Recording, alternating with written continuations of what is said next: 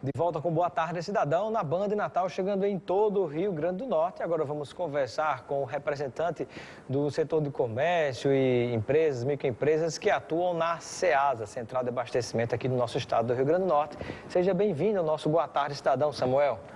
Boa tarde. Tudo bom com você? Tudo bom com os telespectadores? Tudo bem, cidadão. Prazer em tê-lo conosco aqui. E eu gostaria que você, antes da gente entrar em detalhes do que está sendo proposto e do que é que vocês propõem em contrapartida à situação da Ceasa, para quem não conhece, compartilhe com a gente um pouquinho da história da Ceasa. A Ceasa é um entreposto, né, de venda de mercadorias que, na verdade, existe em todo o Brasil. Todas as capitais têm Ceasa e mais outras cidades importantes de cada estado tem também esse tipo de entreposto. E a daqui é desde 1976, vai completar 42 anos que existe esse comércio aqui, esse grande entreposto de venda de mercadorias. E quando é agora a gente foi surpreendido com essa notícia de uma possível venda do terreno da Ceasa. E pegou todo mundo de surpresa e não houve nenhum tipo de comunicação. Foi uma coisa foi uma coisa totalmente unilateral, né? A gente não ficou sabendo de nada. E antes de entrarmos em detalhes sobre essas discussões, falando ainda um pouquinho sobre a própria Ceasa, né? Qual é a principal função da própria Ceasa, né? Você falou que é um entreposto comercial, mas o que é que acontece de venda? Qual é a diferença da Ceasa para um supermercado ou para uma feira livre, por exemplo? Conversa um pouco com a gente sobre isso. Pois é, o Ceasa, na verdade, ele abastece os supermercados, as feiras livres, e porque tem muito restaurante pequeno, feira livre, que ele não tem aquela quantidade, não tem como comprar direto do produtor. Porque o produtor, ele colhe 15 mil quilos, 20 mil quilos de mercadoria. Então, são caminhões, né? São caminhões. Um pequeno restaurante, ele precisa daquele entreposto. A gente começa a funcionar de 1 a 2 horas da manhã, quando o Natal ainda está dormindo, a gente está lá trabalhando e todo mundo se abastecendo. Geralmente os caminhões de supermercado saem lá de 5, 6 da manhã, para de 7 o consumidor está com sua fruta, seu alface, sua batata fresquinha no dia. E esse ciclo é muito rápido, não dá para o supermercado comprar um caminhão e guardar um mês. Isso não existe, é uma coisa altamente perecível que tem que se comprar diariamente ou 2, 3 vezes por semana. Para isso a importância da Ceasa e no abastecimento de toda a cidade e de todo o estado, na verdade, não só da cidade de Natal, né? A partir da Ceasa se abastece os próprios supermercados? O Ceasa abastece os próprios supermercados, abastece restaurantes, abastece, por incrível que pareça, o estado do Rio Grande do Norte e todos os seus, as suas... Por exemplo, tem o café do cidadão, o restaurante... Os restaurantes cidadão, né? E os órgãos públicos em geral, tanto municipais como estaduais e até federais. A própria UFRN hoje é abastecida com frutas e verduras da Ceasa, o restaurante da UFRN. Ah, o restaurante, o RU, sim, né? Sim, o RU. Existe uma licitação que é feita, porque não tem como licitar com empresa de fora do estado para vir entregar uma coisa altamente perecível aqui. Essa grande importância que muitas vezes as pessoas não sabem. E aproximadamente quantas empresas ou microempresas atuam diariamente na Ceasa? São 418 permissionários diretos inscritos. Fora isso, existe uma questão da informalidade. Tem muita gente que produz para vender a esses 418. Então, a agricultura familiar, ela é totalmente dependente dessas pessoas, desse Ceasa para escoamento de uma produção. Tem, inclusive, uma área específica do lado da Ceasa agora, né? Para negociação de agricultura familiar. Isso, essa área específica lá, mas acho que ela não entra nisso. Mas acabou com aquela área, ela virou um pouco mais que um varejo do que propriamente, porque a agricultura familiar, às vezes, é uma quantidade maior e eles preferem escoar direto na Ceasa do que escoar ali, porque tu não usa mais para comprar alguma coisa orgânica, né? Isso, está se transformando em outra alternativa, não que não seja válido, né? Mas está se transformando em outra alternativa aquilo ali. Na verdade, a agricultura familiar ainda continua se escoando lá no Ceasa. 418 empresas, e quantas pessoas trabalham ligados a essas empresas na Ceasa formalmente? Diretamente mais de 5 mil, né? Mas acredite-se que tem gente que vende lanche, tem gente que vende mercadoria assim, avulso, e tem as famílias. Eu acho que indireto dá quase 15 mil empregos diretos e indiretos, mas direto mais de 5 mil empregos. Mais de 5 mil empregos, né? E aí eu pergunto, né, como é que chegou a proposta, se foi exatamente a proposta de venda de terreno da área, e como é que foi esse detalhe, e se existe da parte de vocês alguma sugestão, alguma contrapartida, se existiu alguma negociação nesse sentido? A princípio, não houve proposta, né? Houve uma comunicação, a gente soube através da imprensa, e depois de uma declaração do próprio governador, Robson Farias, eu vi em mídias sociais, e não houve conversa nenhuma. Até conversei com o diretor lá do SEASA, que trabalha, mas nem ele estava sabendo. Hoje, agora, ainda bem que o nosso programa aqui é ao vivo, né? Dá tempo de detalhar. Quando eu estava caminhando aqui, na sala de espera ali, o secretário de Agricultura se propôs a ter uma conversa hoje, às 4 da tarde, com a gente, e tem uma comissão conversando com o presidente da Assembleia, Ezequiel, né?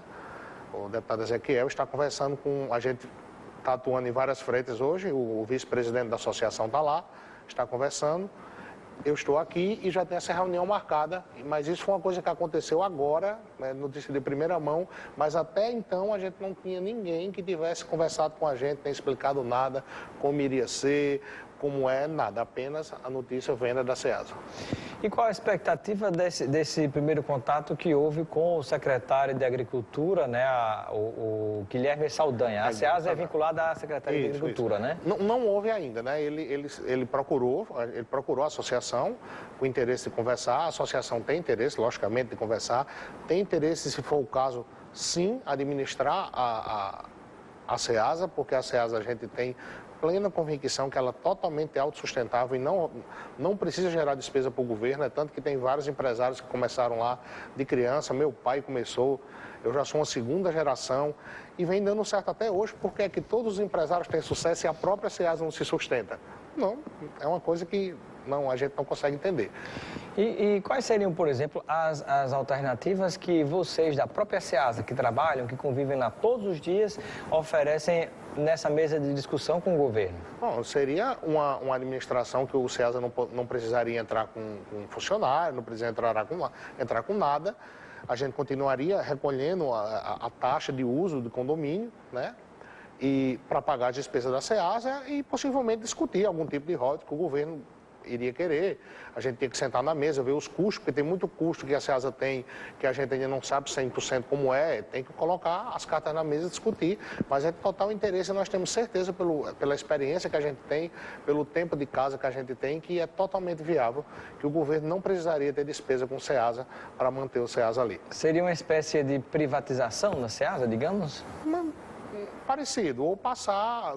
A SEASA do Rio de Janeiro, ela trabalha no modelo assim, ela não privatizou, ela não como é que se diz, vendeu o ativo para ninguém, do governo do estado do Rio de Janeiro, mas ela é totalmente administrada pela associação. E a associação paga... Seria uma cooperativa, alguma coisa assim? Parecido com isso, a associação administrando... E os funcionários que sejam ligados à estrutura do Estado do Rio Grande do Norte, eles seriam remanejados para outras áreas? Fica a cargo do governo do Estado. Acredito eu que seria mais barato para o governo isso, né?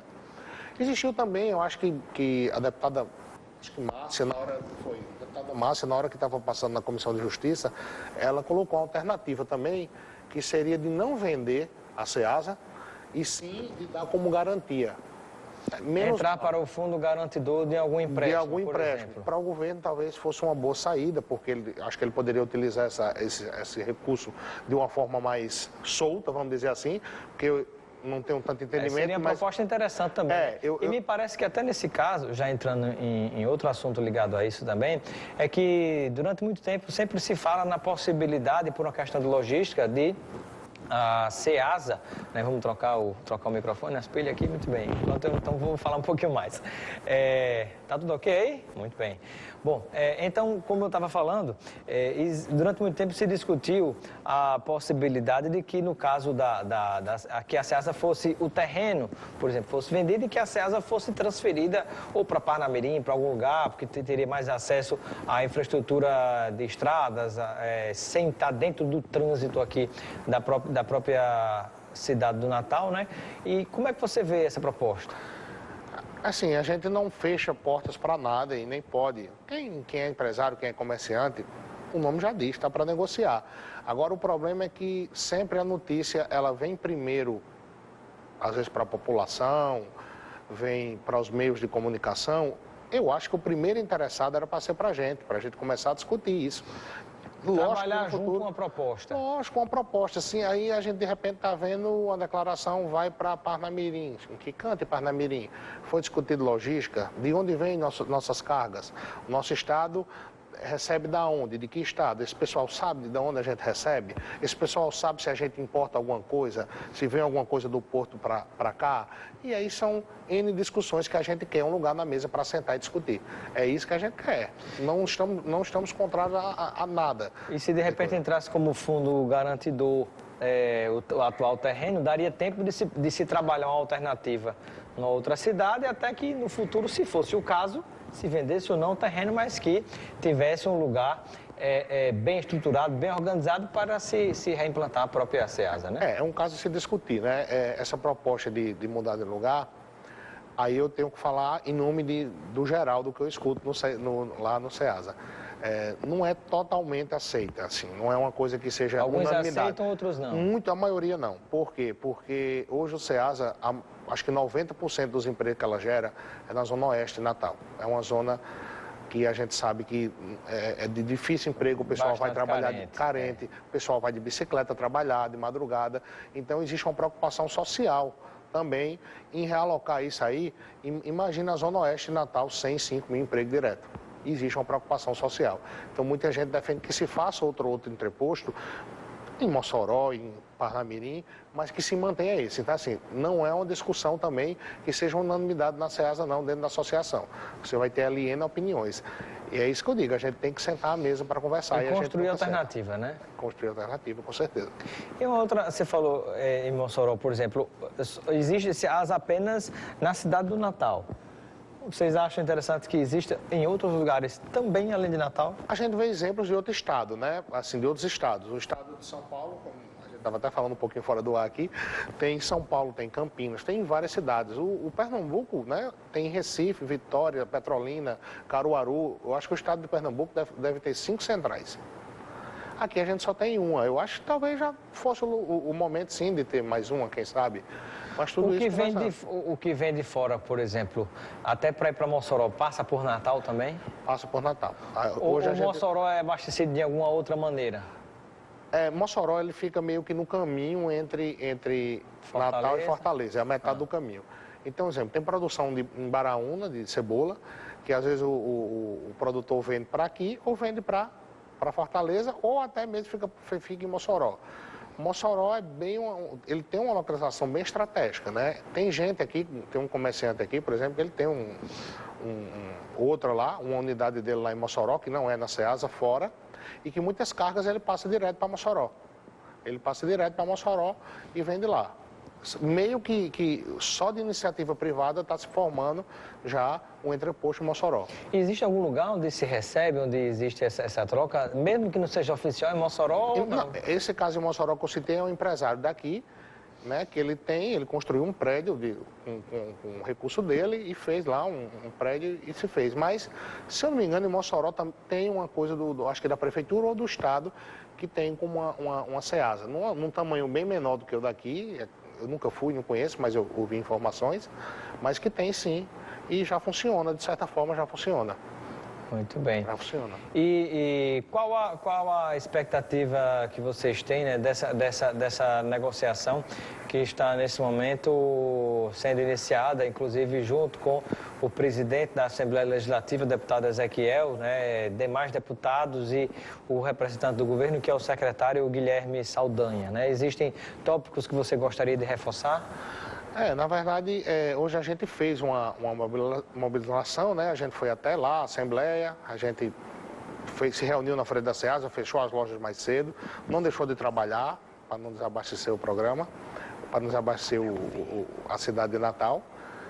E a gente fez essa manifestação a fim de chamar a atenção e, pelo que eu estou vendo, já rendeu um pouco, né? Os frutos já já tem essa reunião com o secretário, já tem o presidente da Assembleia, já está conversando. E nossa intenção era essa, era sim ter um lugar, à mesa para discutir. Então, de uma certa forma, o dia hoje foi proveitoso, foi bom. E a gente já tá tendo sentindo um pouquinho o sabor de um objetivo alcançado, né? Que é pelo menos conversar, porque até agora a gente não tinha nada, não tinha nem sequer informação do que iria acontecer. E a expectativa é positiva? Com certeza, eu acho que fica até difícil de caber na cabeça de alguém simplesmente vender e colocar, parar de arrecadar, até porque o governo arrecada muito ICMS, muita coisa dali, não é? Não é, lógico, né? Não seria inteligente. No mínimo, para não dizer outra coisa, não seria inteligente vender isso agora, teria que ter um prazo, uma conversa. Uma transição. Uma transição, com muita calma, não é assim? Perfeito. Bom, eu quero agradecer a participação do Samuel Freire de Medeiros. Ele é presidente da associação que congrega as pessoas que trabalham, que atuam, as empresas que atuam na SEASA, que está dentro dessas medidas que foram encaminhadas pelo governo para votação na Assembleia. Eu quero agradecer a sua participação no nosso Boa Tarde Cidadão. Meu abraço ao pessoal da SEASA, né? Vez ou outra eu passo lá, aproveito e mando um abraço até aqui para Quinho, lá da Casa do Cordeiro, lá. Né, tem uma turma bacana lá. Então, eu agradeço a sua presença e seja sempre bem-vindo ao Boa Tarde, Cidadão. Obrigado, boa tarde para os telespectadores. Muito obrigado pela oportunidade da gente explanar aqui nossa luta lá no SEASA. Muito bem, ficamos por aqui com Boa Tarde, Cidadão, mas você continua ligado na Band Natal. Vem aí Luiz Almir e o Nordeste Urgente. Boa Tarde, Cidadão estará de volta amanhã ao vivo e com a sua participação. Até lá. Boa Tarde, Cidadão. Oferecimento